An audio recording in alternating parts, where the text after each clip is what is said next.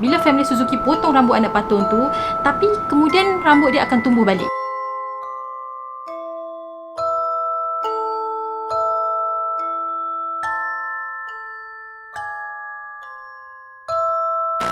Today is all about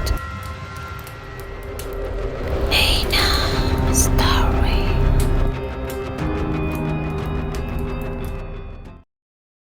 Hey guys, it's me Nina and welcome back to Nina Story. Terima kasih kepada korang yang sudah klik video ni. Make sure korang subscribe sekali, okay? Siapa dekat sini penggemar patung? Korang tahu tak, ada satu patung yang sangat menyeramkan dikatakan berpuaka yang ada dekat Jepun. Kononnya rambut dan gigi patung tu dia tumbuh macam manusia. Dan dipercayai dalam patung tadi tu sebenarnya ada roh kanak-kanak perempuan yang menghuni dalam badan patung tu. Lepas aku cerita pasal kisah ni, maybe korang dah boleh pergi check kot anak patung korang. Mana tahu tiba-tiba dia tumbuh panjang tanpa korang sedar. So without wasting any time, let's get started.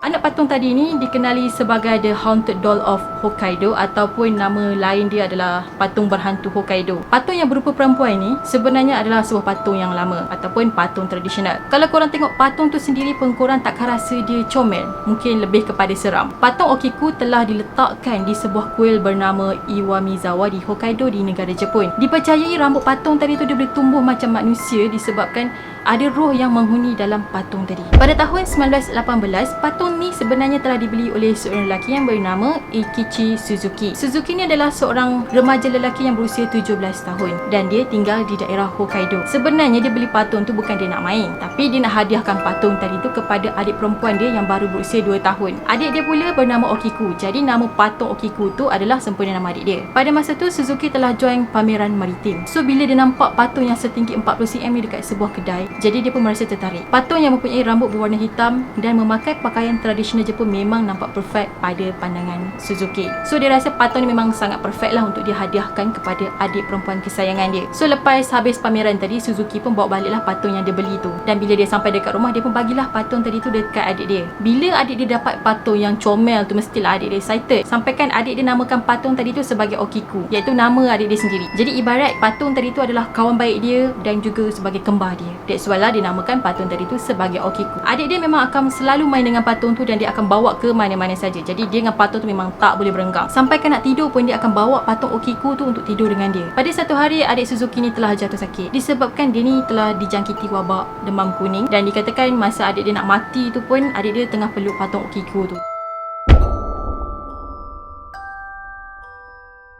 Pada masa tu adalah tahun 1919 yang mana Jepun telah dilanda wabak demam kuning. So ramai rakyat Jepun yang telah mati disebabkan wabak tadi. Biasanya bila orang dah mati ni, diorang akan kebumikan mayat tu dengan barang-barang kesukaan dia ataupun barang-barang yang dia sayang semasa dia hidup. Tapi disebabkan wabak tu tengah melanda Jepun pada masa tu, family Suzuki memang tak boleh nak uruskan hal-hal pengebumian adik dia. Jadi yang settlekan urusan pengebumian ni adalah pihak berkuasa.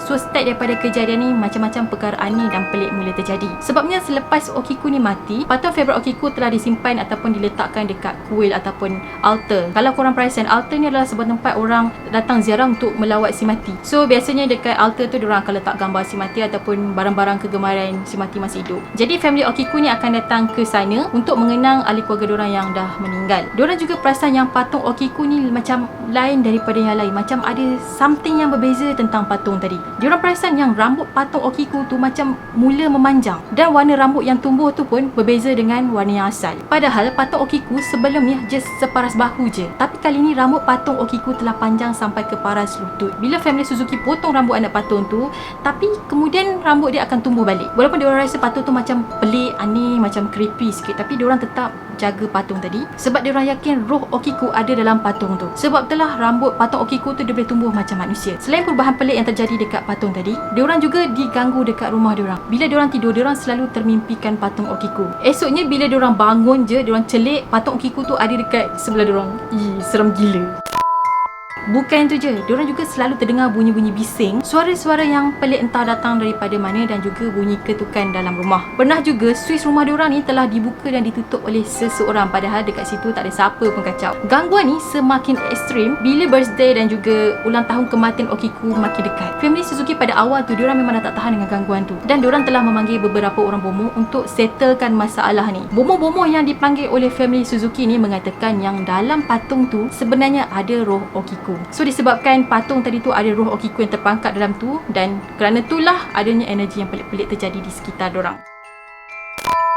Pada tahun 1938, family Suzuki telah decide untuk pindah rumah. Tapi diorang pindah bukan disebabkan diorang takut untuk tinggal dekat rumah tu ataupun tak tahan dah dengan gangguan tadi. Sebenarnya diorang dah terbiasa dah dengan gangguan tadi, dah lali sangat dah. Cumanya diorang pindah ke tempat tu disebabkan ada urusan lain. Bagi diorang, gangguan yang datang daripada patung tadi tu adalah cara Okiku untuk berkomunikasi dengan family dia. Walaupun diorang nak pindah, diorang memang tak nak bawa patung Okiku, sebab diorang percaya kalau patung tadi dibawa jauh daripada tempat asal, anak diorang dah tak dapat lagi berkomunikasi. Patung tadi tu dia jadi macam tu sebabnya patung tadi tu dikatakan dekat dengan kubur anak dia. Jadi macam ada energi lah yang bersambung. Jadi macam dekat. So that's why lah anak dia boleh masuk dalam patung tu and then boleh berkomunicate dengan family dia. So kalau dia orang bawa patung tu jauh, jadi macam susah lah. Seolah-olah macam sumber energi yang datang daripada kubur anak dia tu macam tak boleh detect. Patung tu kan jauh. So that's why lah dia orang decide untuk tak bawa patung tu dengan diorang. Sebelum diorang pindah, diorang sempatlah jumpa dengan Sami ataupun orang yang jaga altar kat sana, dan diorang ceritalah serba sikit tentang keanehan tentang patung tadi. So diorang mintalah diorang tu untuk menjaga patung tu dengan baik. Bila benda ni viral, ramai yang pergi dekat altar tu untuk lihat sendiri macam mana keadaan patung tadi. Tapi bila diorang ke sana, diorang sebenarnya dilarang untuk ambil gambar, tapi still jugalah ada yang curi ambil. Dikatakan penjaga dekat altar tu dia akan potong ataupun trim rambut patung tu. Kalau panjang dia akan trim lah bagi pendek. Dan disebabkan perbuatan tu, diorang ni agak risau sikit dengan perbuatan Sami-Sami tu. Sebabnya diorang percaya kalau patung tu berhantu, kalau kita usik dia, potong rambut dia ke, ubah tempat dia ke, dikatakan mungkin hantu dalam patung tadi tu dia akan marah, akan mengamuk. Tapi Sami tu kata tak apa, jangan risau, sebab sebenarnya dia dah dapat izin daripada patung tu. Dia kata dulu ni dia pernah mimpi yang mana patung tu minta dia untuk potong rambut. So that's why lah dia potong rambut patung tu.